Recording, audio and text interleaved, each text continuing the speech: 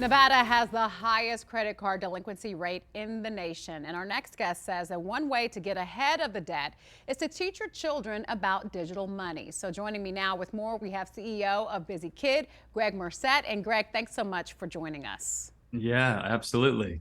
Yeah, so when you hear that we have the highest credit card delinquency rate in the nation, this lesson right on time.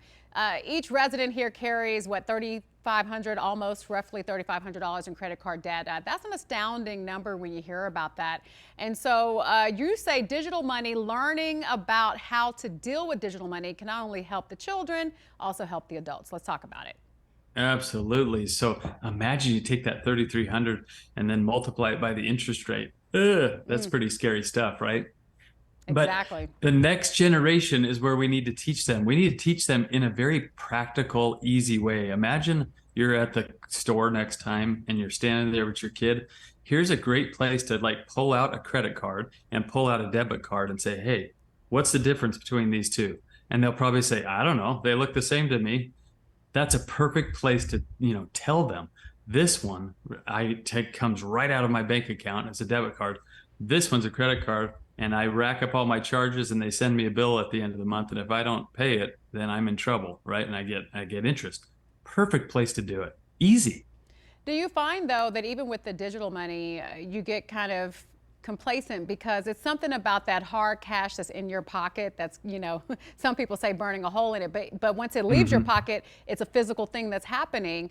Do you think now, because we are using more cards, even if it is going out of our checking account, that it doesn't sting as much as it would if we were just paying with, the kind of money that folds?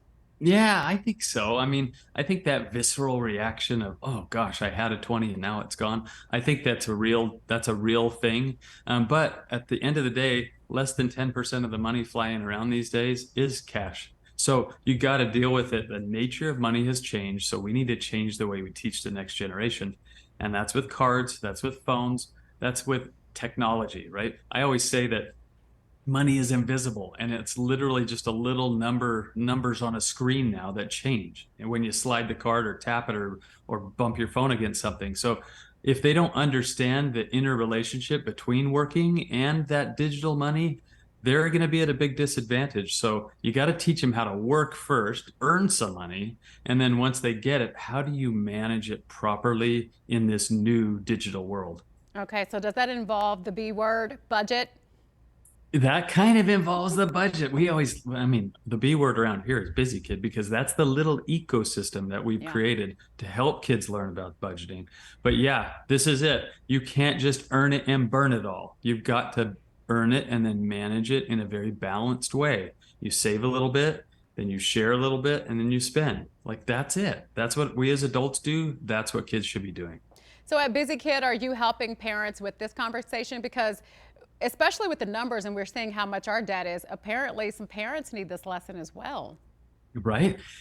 Parents stink at this for the most part, right? Not all, but we all struggle with it. And so this is Busy Kid is really to get a family on the same page. You give them the chores to do, they can earn the money, and then all of a sudden you're having conversations about, hey, putting money into save and invest where we can buy some stock and understand that. We can look and share and we can understand charities that we can give to. And then we can load money onto a card and through our phone and start understanding that. Kind of levels the playing field, gets everybody on the same page so that we can start learning together. And if you're not that good at it as a parent, this is a perfect chance to say, "Listen, guys, I'm not that good at this and I want you to be better. Let's get this done."